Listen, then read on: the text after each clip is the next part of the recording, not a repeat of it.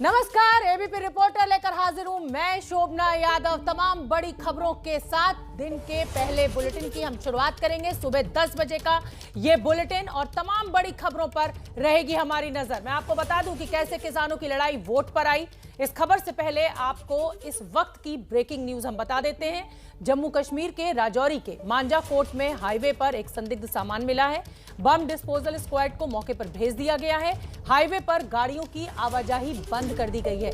पूरे क्षेत्र की नाकेबंदी कर दी गई है। बड़ी खबर इस समय की हम आपको बता रहे हैं। जम्मू कश्मीर के राजौरी में हाईवे पर यह संदिग्ध सामान मिला है। पूरे इलाके को कॉर्डन ऑफ कर दिया गया है। राजौरी के मांजा कोट में यह संदिग्ध सामान मिला है। मौके पर बम डिस्पोजल स्क्वाड को भेज दिया गया है और क्योंकि ये हाईवे है तो जो ट्रैफिक है उसको रोक दिया गया है पूरी तरीके से। अजय बाचलू हमारे साथ ज्यादा जानकारी लिए हुए जुड़ रहे हैं। अजय, ये बड़ी खबर हमें मिल रही है, क्या अपडेट इस खबर पर आपके पास? देखिए शोभना, लगातार पिछले कुछ हफ्तों से अगर हम देखें, पाकिस्तान लगातार इस कोशिश में है कि जम्मू में किसी न किसी बड़ी वारदात को अंजाम दिया जाए। पुलवामा बरसी के दूसरे दिन भी जिस तरह से 6.5 किलो का आईईडी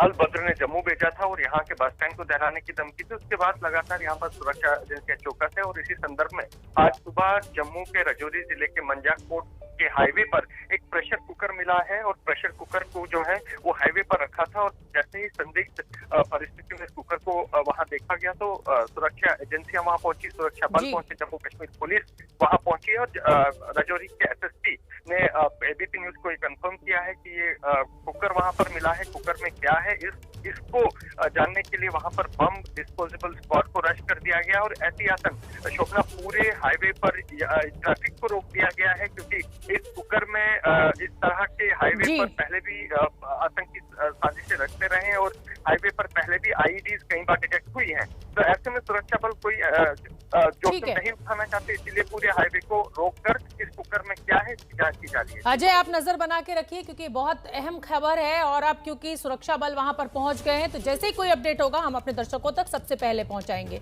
हम आपको बता दें कि 84 दिन से चल रहे किसान आंदोलन और अलग अलग जगहों पर हो रही किसान महापंचायतों के बीच अब बीजेपी को जाट वोटों की फिक्र सताने लगी है।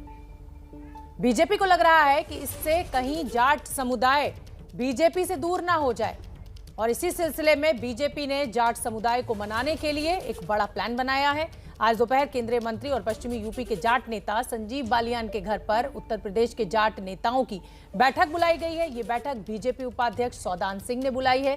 इससे पहले कल रात केंद्रीय गृह मंत्री अमित शाह और बीजेपी अध्यक्ष जेपी नड्डा ने भी पार्टी के जाट नेताओं के साथ बैठक की और उन्हें निर्देश दिया कि जाट बहुल इलाकों में तीनों कृषि कानून की बारीकियां लोगों को अच्छी तरह समझाई जाएं। इस बीच किसान नेताओं ने पश्चिम बंगाल कूच करने का ऐलान कर दिया है। किसान नेताओं का कहना है कि कृषि कानूनों के समर्थन में पार्टियों के खिलाफ कैंपेन किया जाएगा, यानी अब सत्ता पक्ष और विपक्ष आमने सामने है। लगातार जिस तरीके से विपक्ष हमलावर है उसी को लेकर अब ये नई प्लानिंग बीजेपी की तरफ से की गई है। इस मसले पर बात करने के लिए हमारे साथ मेहमान जुड़ेंगे। राजीव जेटली जी बीजेपी के प्रवक्ता हैं, सुरेंद्र सिंह राजपूत प्रवक्ता कांग्रेस के हैं, शिव कुमार कक्का जी किसान नेता हैं और चौधरी वीरेंद्र सिंह भी किसान नेता हैं। इनसे हम चर्चा करेंगे, लेकिन पहले आपको एक रिपोर्ट दिखा देते हैं, उसके बाद होगी चर्चा की शुरुआत। बंगाल में किसान आंदोलन नहीं, राजनीति करेंगे। अगर ये बीजेपी वाले हारेंगे तभी तो हमारा आंदोलन जीतेगा। बंगाल चुनाव में किसका खेल बिगाड़ेंगे किसान? हम जाएंगे, बंगाल में भी जाएंगे। किसानों में फैले भ्रम पर बीजेपी की बुकलेट पाठशाला।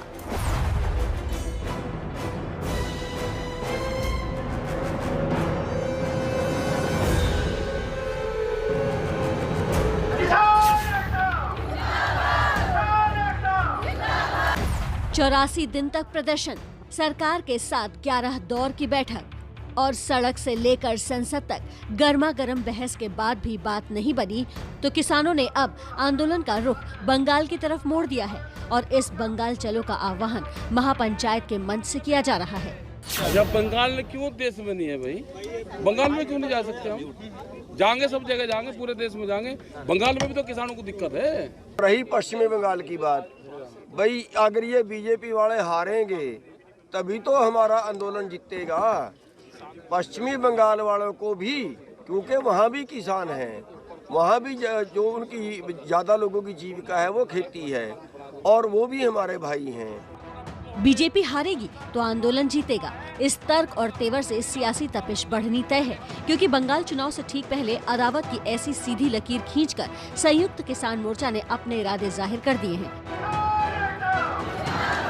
हालांकि बंगाल में संयुक्त किसान मोर्चा का जनाधार नाम का ही है, फिर भी इसके साइड इफेक्ट्स बीजेपी को दूसरे राज्यों में कहीं बैकफुट पर न ले जाए, इसकी रणनीति बनाने के लिए मंगलवार को बीजेपी का मेगा मंथन हुआ।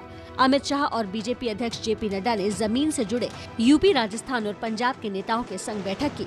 सूत्रों के मुताबिक इस बैठक में शाह ने 3 बड़ी बातें कही।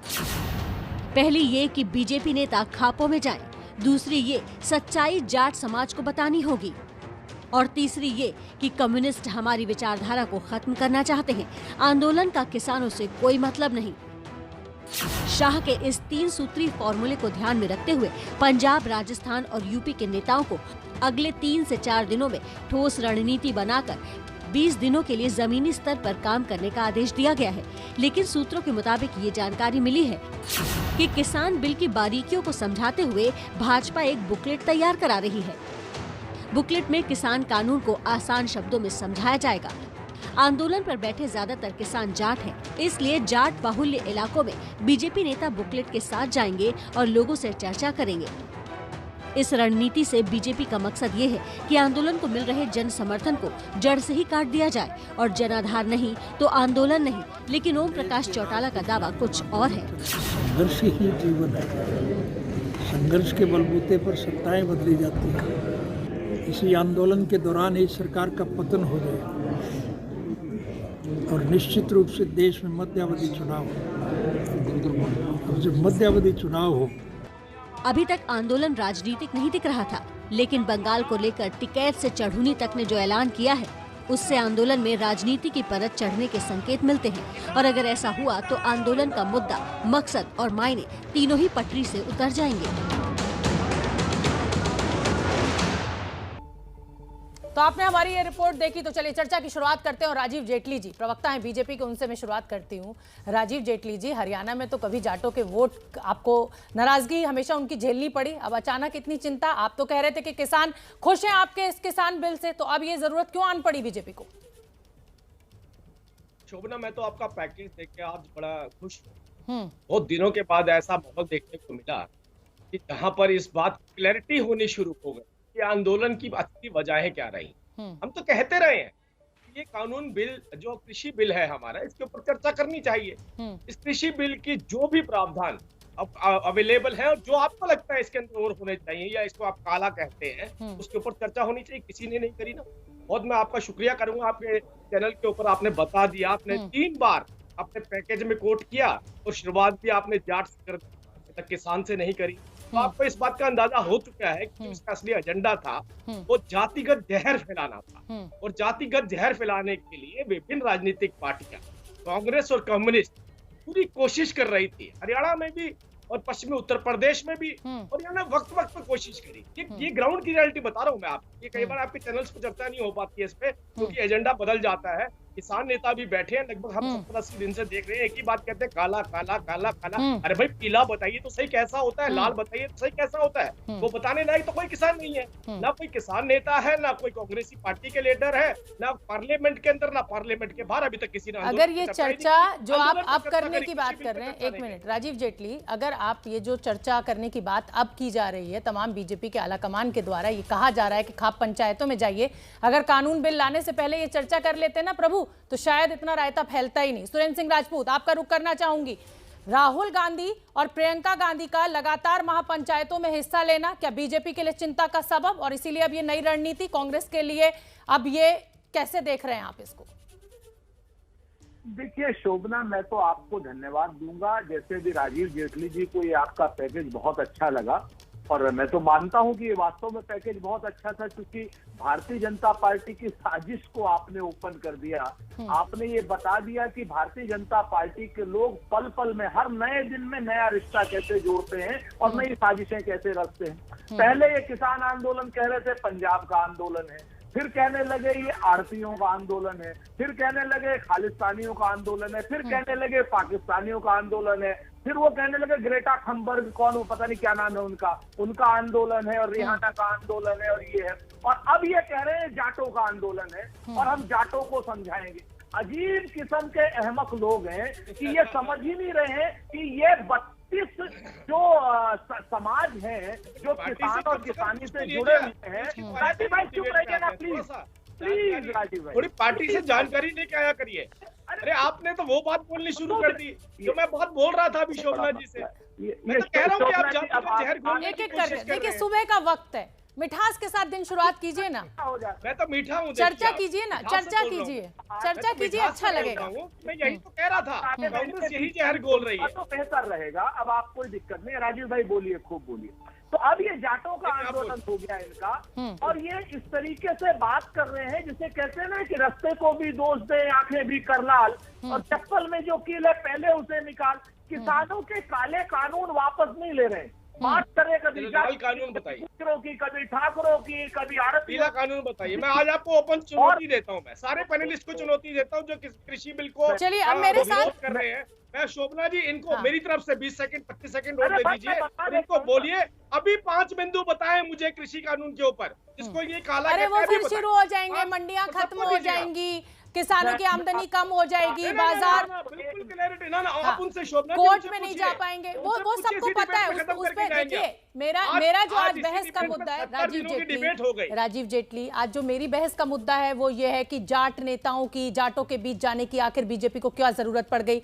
मेरे साथ शिव कुमार कक्का जी भी किसान नेता जुड़े हुए हैं। कक्का जी पूरी नहीं हुई। हाँ शोभना मेरी बात पूरी सर 10 सेकंड में पूरी कीजिए, फिर मैं कक्का जी का रुख करूंगी। हाँ बिल्कुल, कक्का जी और चौधरी वीरेंद्र सिंह जी का रुख कीजिए, आप बहुत बेहतर बात है। सिर्फ हमको अपनी बात कहनी कि भारतीय जनता पार्टी जो है ये किसानों से बात नहीं कर रही है, कभी जाटों से बात करती, कभी गुजरों से बात करती है, कभी किसी से बात करती है। मेरा सिर्फ इतना कहना है कि ये किसान को जाट गुजर में भी मसला हल करे। अभी तक हम किसान कहते हैं यार, गुजर भी जोड़ दिया, अभी थोड़ी देर में अहीर जोड़ देंगे। हो गई है राजीव जेटली, जाट गुजर में तो आप भी बांट रहे ना, तभी तो संजीव बालियान और तमाम जाट नेताओं का आपके बड़े आला कमान के द्वारा बुलाया गया ना।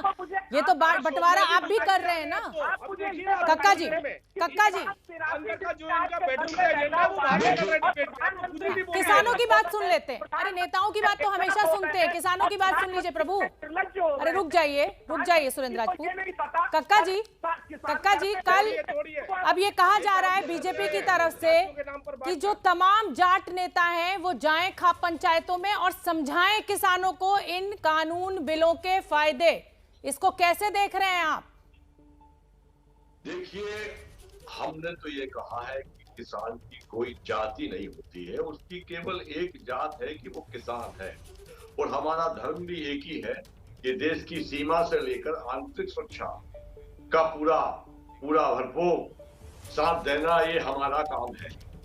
अब ये पार्टियां जातियों में बांटती हैं, कभी जाट, कभी ओबीसी, कभी एसटी, कभी एससी, तो ये पार्टियों का धर्म है, वो जो चाहे करें, हमारा इससे कोई मतलब नहीं है।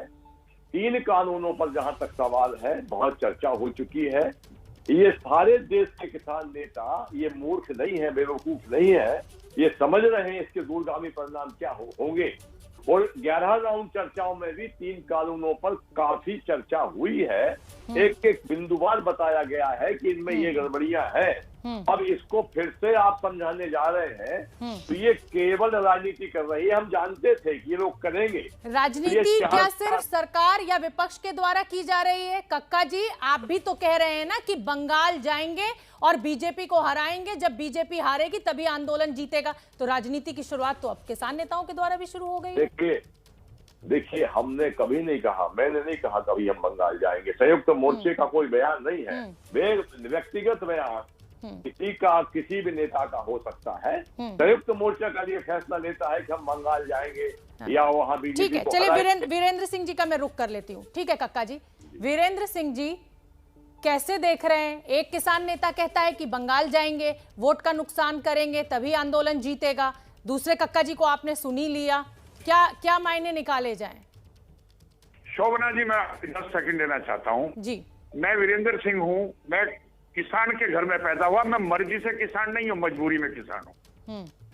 मैं 516 दिन जेलों में काट चुका हूँ पिछले 16-17 साल में। मैं नेता नहीं हूँ, मैं किसान हूँ, मैं जेलों में काट चुका। मैं चौधरी महेंद्र सिंह के साथ 1987 से शुरू हुआ था। आवाज आपको आ रही है मेरी? 1987 से शुरू हुआ था। मेरा टाइम इसमें कट गया है। फैमिली डिस्टर्ब, ये डिस्टर्ब, वो डिस्टर्ब। 70 साल से जिन लोगों ने देश चलाया था, जिन्हें मोदी को हटाना कोई तरीका नजर नहीं आया, वे किसानों कंधे बंदूक रखे। अरे भाई, किसान नेता बहुत समझदार सारे हैं, सब मिल गए। लेकिन एक बात तो बता दो, ये कानून लागू सुनने दीजिए सुरेंद्र राजपूत। देखिए, सुबह का वक्त है, शांति के साथ डिबेट कीजिए, अरे राजपूत चर्चा कीजिए, लड़ाई मत कीजिए। सुन लेते हैं सुरेंद्र जी, 10 सेकंड दे दीजिए। वीरेंद्र सिंह को सुन लेते हैं, सुन लेते हैं। सुरेंद्र जी, ये गलत बात है।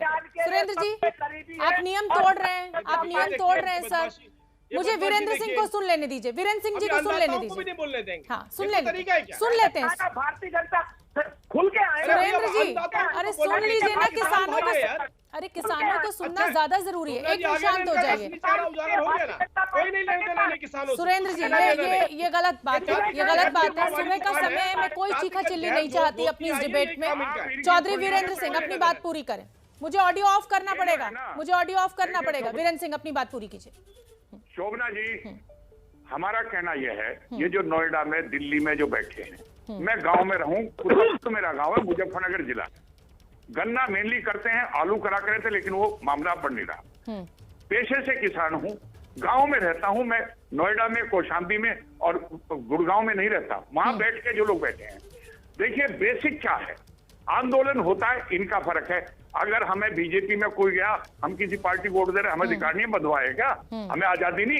ये कांग्रेस में रहेंगे, समाजवादी में रहेंगे, किसी और में रहेंगे, और हम कहीं की बात करें, हम पर पाबंदी लगावांगे? ये कौन है पाबंदी लगाने वाले? मतलब आप बंगाल जाके मानेंगे, बंगाल जाके रहेंगे आप?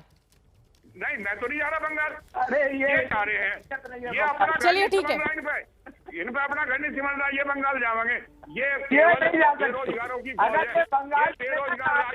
ठीक है, मैं आऊंगी। मेरे पास थोड़ी सी समय की पाबंदी है और एक बहुत छोटे से ब्रेक के लिए मैं यहाँ पर रुकूंगी। चारों मेहमान हमारे साथ बने हुए हैं और ये बड़ी चर्चा भी लगातार जारी है, आप देखते रहिए। युद्धवीर जी, एक तरफ गुरनाम सिंह चढ़ूनी कह रहे हैं कि बीजेपी हारेगी तभी आंदोलन जीतेगा और इसके लिए हमें बंगाल जाना है ताकि बीजेपी के वोट बैंक पर हम असर डाल सकें। एक तरफ किसान नेता ये भी कहते रहे कि हम तो राजनीति कर नहीं रहे हैं, हम तो सिर्फ अपना आंदोलन आगे बढ़ा रहे हैं ताकि ये बिल पास हो। क्या मायने निकाले जाए? देखिए, कक्का जी ने अभी कहा, वो गुरनाम सिंह के अपने बयान हो सकते हैं। किसान जो हमारा संगठन है, किसान आंदोलन है, वो जनता में जाने का निर्णय हमने लिया कि हम जनता को बताएंगे सरकार, केंद्र सरकार कहीं ना कहीं ऐसे कानून लेके आई है जो किसान हित में नहीं है। हमारा कोई पॉलिटिकल एजेंडा नहीं है, लेकिन हम जागरूकता पूरे किसान में, मतलब शायद वो अपनी बात को गुरनाम ठीक से रख नहीं पाए कि हमको चुनावी और कौन हारे कौन जीते वो लेना देना नहीं है। हमको तो ये है कि ये कानून हमारे हित में नहीं है और पूरे देश भर में जाके हम किसान को जागरूक करेंगे।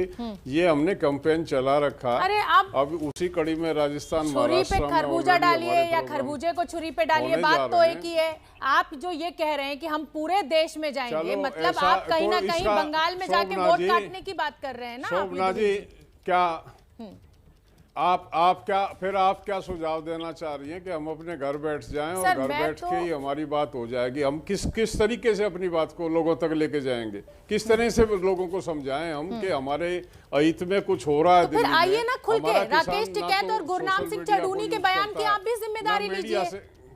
मेरा कहना यही है, देखिए आंदोलन आपका है, हमारा एजेंडा, हमारा क्यों आप दूसरों के शब्दों में मेरे मुंह में क्यों डालने का प्रयास कर रहे हैं? मैं ये कह रहा हूँ, हमारा एजेंडा ये है कि किसान को जागरूक करेंगे देश भर में। ये बताएंगे कि कुछ ऐसा दिल्ली में कानून बने हैं जो किसान हित में नहीं है, क्योंकि किसान जो है वो जुड़ा नहीं है, उस तक सूचनाएं नहीं होती हैं। उसको अवेयर करने के लिए हमको फिजिकली जाना पड़ता है। यही हमारा किसान मूवमेंट का तरीका है। उसको हम उसी तरीके के माध्यम से जाना चाह रहे हैं राजीव जेटली, और वो प्रक्रिया चल रही है हमारी निरंतर, जो है हम प्रयास कर रहे हैं। ठीक है राजीव जेटली जी, युद्धवीर सिंह को आपने सुना, कक्का जी को भी आपने सुना, चढ़ूनी का बयान भी हमने आपको सुनाया।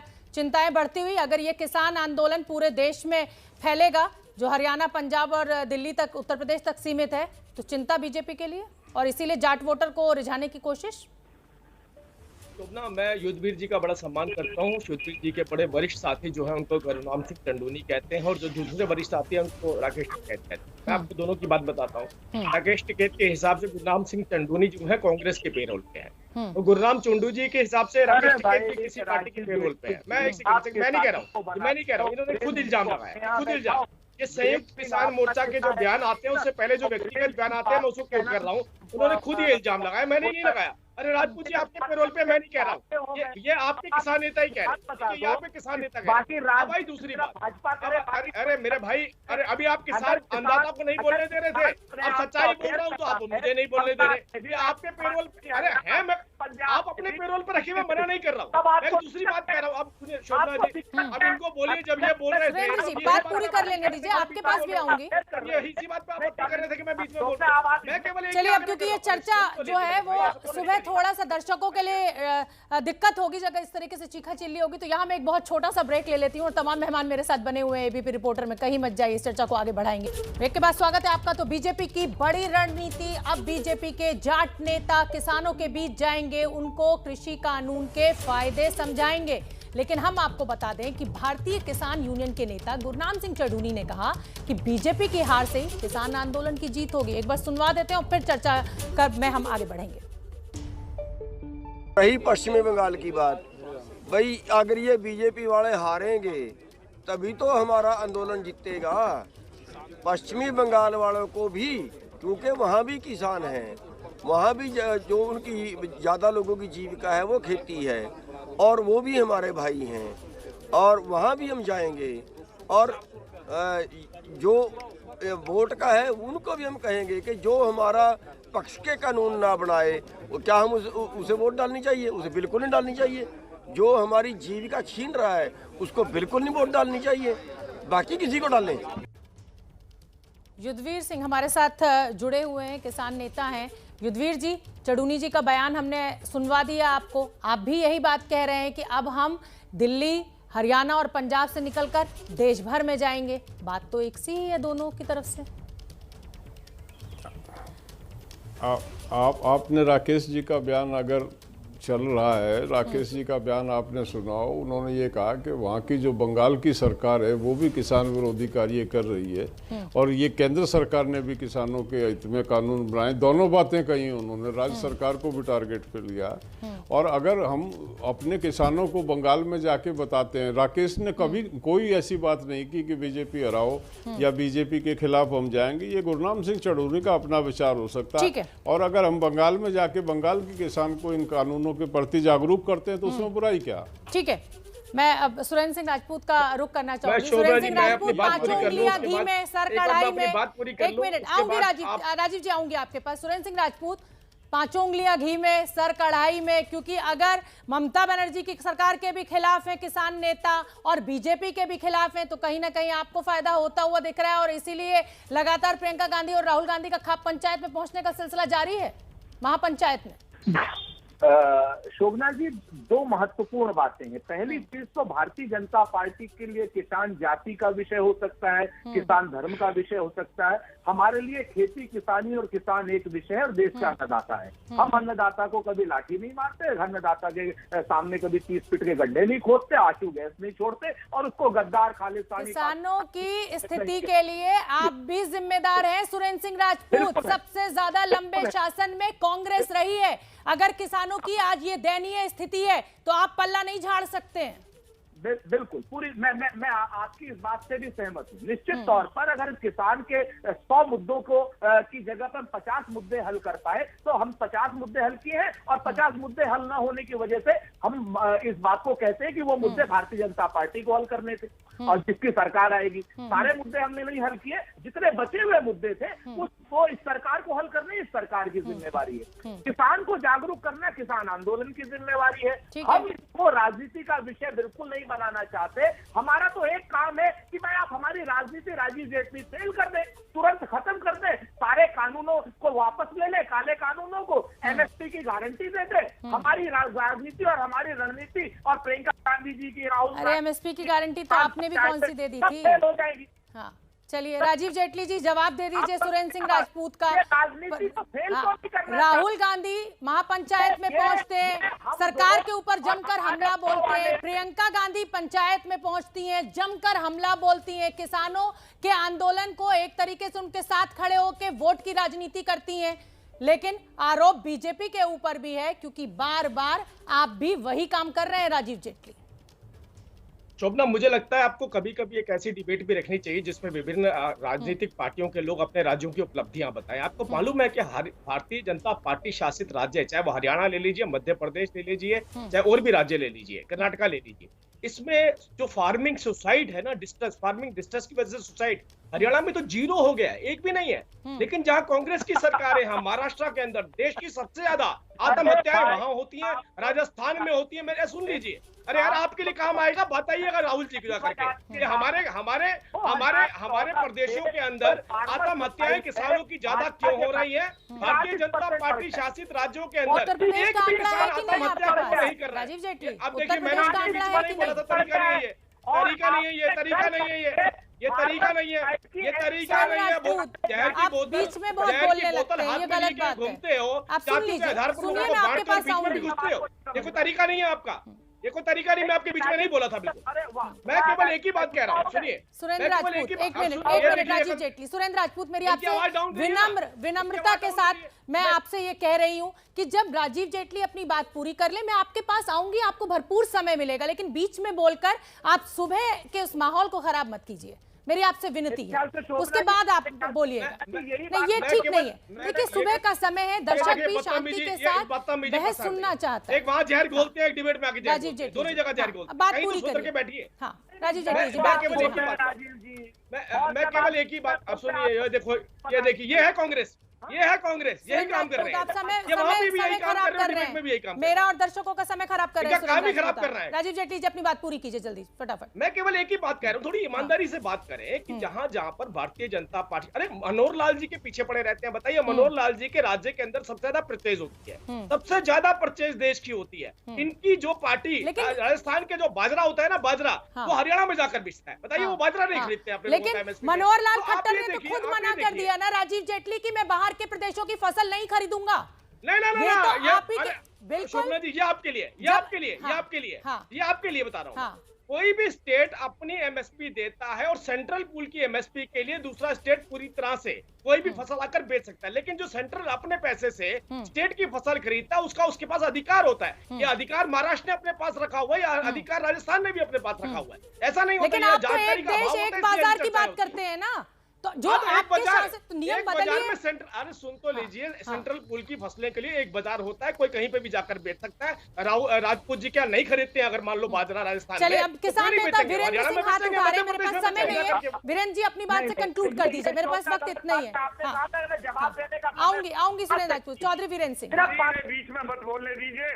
अगर ये बोलेंगे बीच में तो देखो मैं भी जानू, मैं तो झोंके हाँकने वाला हूँ। खेत में साया में नेता नहीं बैठ रहा। अरे बोलिए, अगर ये बंगाल जाने की बात करें नेता, अगर ये नेता बंगाल जाने की बात करें, तो बंगाल वाले बच्चे हैं, पढ़ना लिखना नहीं जानते, उन्हें अपना भला बुरा नहीं पता। ये अपने घाट की सकेरो ना। ये जो यहाँ के नेता बंगाल जा रहे, पहले अपना घर देखो, यहाँ इनका कितना समर्थन है। ये बेरोजगार दलों की सरकारें हैं, जो राजनीतिक इच्छा शक्ति जो सत्ता से बाहर कर दिए गए, ये किसानों कंधे पे बंदूक रख के चलावा रहे हैं। किसानों कंधे पे वीरेंद्र सिंह जी, आपने तो पूरे चुनाव आंदोलन को ही खारिज कर दिया।